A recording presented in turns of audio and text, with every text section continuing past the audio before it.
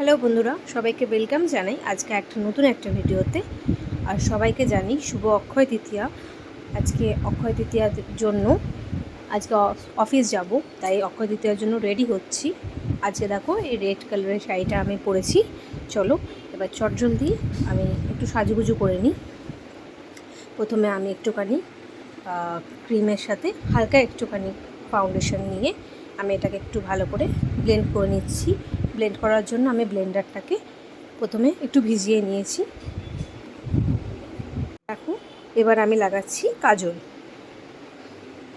মোটামুটি একটু বেশি করেই কাজলটা লাগাচ্ছি, কারণ আমি যেহেতু আইলাইনার লাগাবো না, তাই জন্য কাজলটা একটু মোটা মোটা করেই লাগালাম।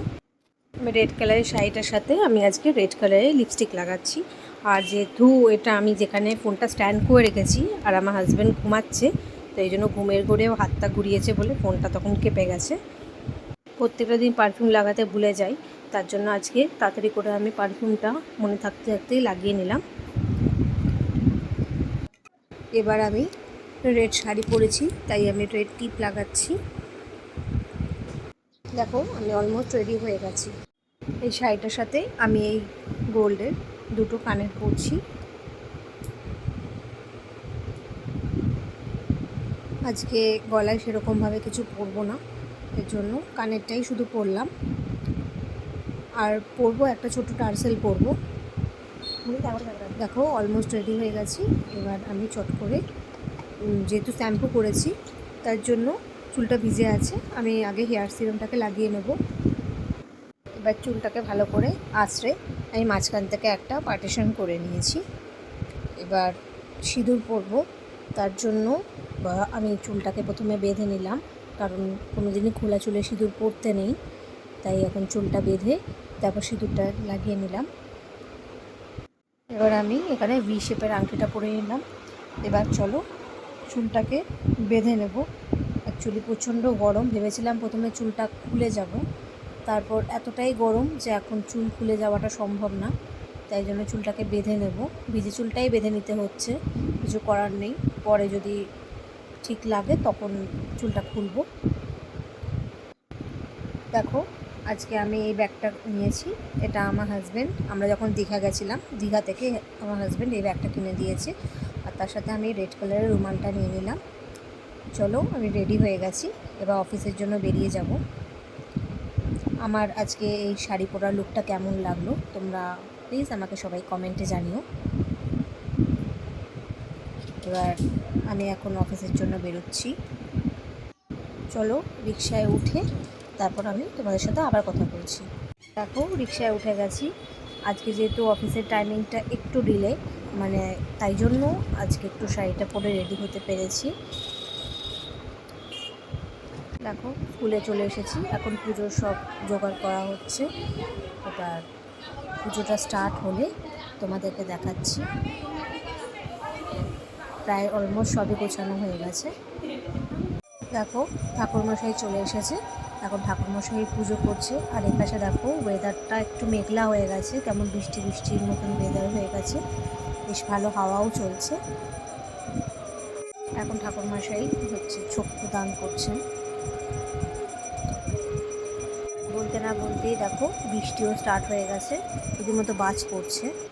এখন ঠাকুরমশাই যজ্ঞের জন্য রেডি হচ্ছেন, যজ্ঞ হবে। যজ্ঞ স্টার্ট হয়ে গেছে। আজকে ওয়েদারটা যতটাই গরম ছিল, বৃষ্টিটা পড়ে ওয়েদারটা ততটাই ঠান্ডা হয়ে গেছে। পুজো আমাদের কমপ্লিট হয়ে গেছে, তাই আমি আর পিঙ্কিদি বসে একটু বাওয়ালি করছি। ও অনেক দিন পরে আমাদের স্কুলে জয়েন করেছে। ওর একটা অ্যাক্সিডেন্ট হয়েছিল তোমরা জানো তো।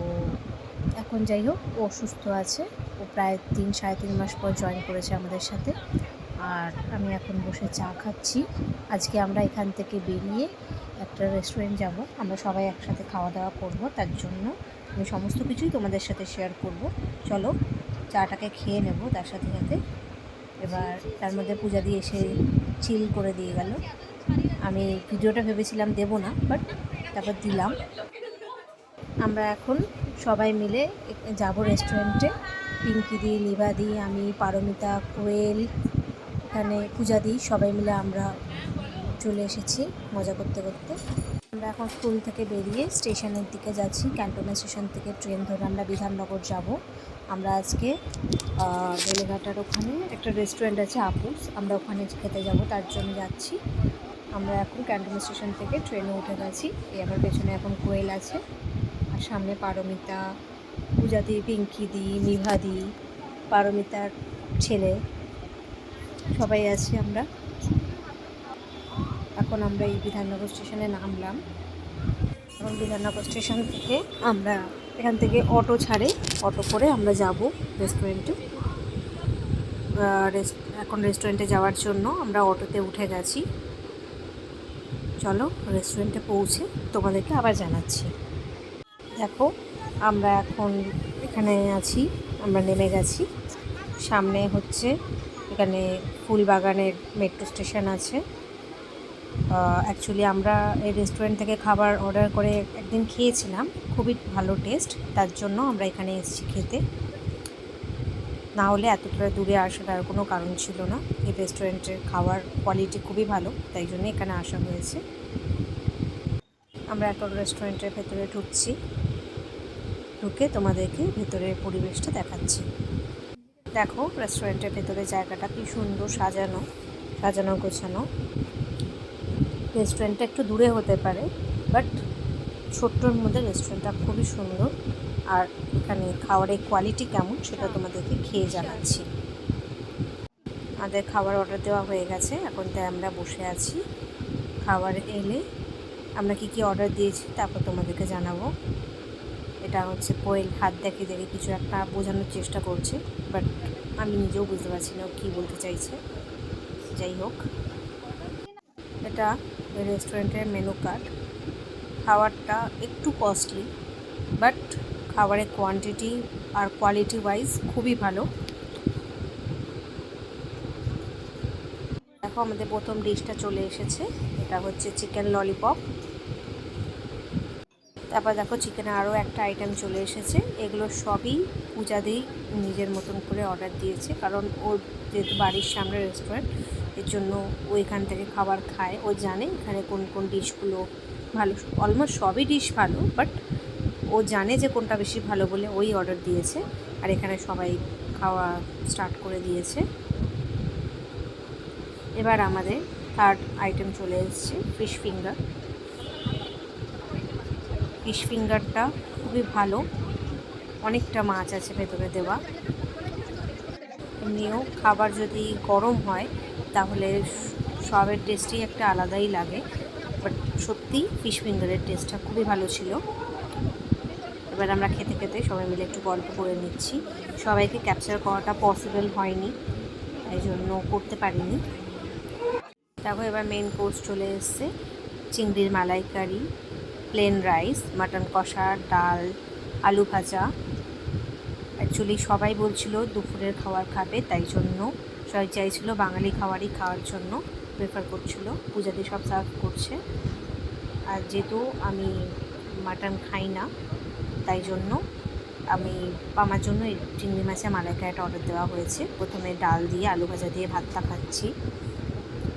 ডালটাও খুবই সুন্দর টেস্ট, একটু নুনটা কম ছিল, বাট টেস্টটা ভালোই। ডাল ভাত খাওয়া হয়ে গেছে, এবার আমি মালাইকারিটা দিয়ে খাওয়া স্টার্ট করলাম। মালাইকারিটা গ্রেভিটা খুবই সুন্দর, তোমরাও এই রেস্টুরেন্টে আসতে পারো। এই রেস্টুরেন্টের বিধাননগর থেকে নেমে খুবই অটো করে বলতে হবে ফুলবাগান যাব। ফুলবাগান থেকেও একটা অটো ছাড়ে, বা ওখান থেকে তোমার 5 মিনিট মতন ওয়াকিং ডিস্টেন্স, তোমরা হেঁটেও যেতে পারো। কাউকে যদি বলো আপুস যাব, তোমাদের দেখিয়ে দেবে। ভেটকি পাতুরিটা অনেকক্ষণ আগে অর্ডার দিয়েছিলাম, বাট রেস্টুরেন্ট থেকেই বলেছিল ওটা আসতে, আমার রেডি হতে একটু টাইম লাগবে। তো এখন আমরা অল্প করে ভাত রেখে দিয়েছে সবাই মিলে খাবে বলে। আমরা এখন বেরোলাম ওখান থেকে, বাসে উঠে গেছি। এখান থেকে ডিরেক্ট বাসে করে আমরা এয়ারপোর্ট চলে যাব। এয়ারপোর্ট থেকে তারপর আমি একটা অটো ধরে ক্যান্টনমেন্ট যাব। এয়ারপোর্ট নামার পর আমি এখান থেকে একটা অটো ধরে নিয়েছি। অটো করে আমি গোড়াবাজার যাব, তারপর গোড়াবাজার থেকে তারপর আমাকে হেঁটেই যাব। দেখো এখন আমি বাড়িতে চলে এসেছি। আর আজকে ভীষণই স্ট্রেসফুল গেছে দিনটা, তো আজকে আর ভিডিওটা আমি কন্টিনিউ করছি না, এই ভিডিওটা আমি এখানেই শেষ করছি। তোমাদের যদি আমার এই ভিডিওটা ভালো লাগে বেশি বেশি করে লাইক করো, আমার চ্যানেলটাকে সাবস্ক্রাইব করো, আমার পাশে থেকো, আমাকে সাপোর্ট করো। Thank you.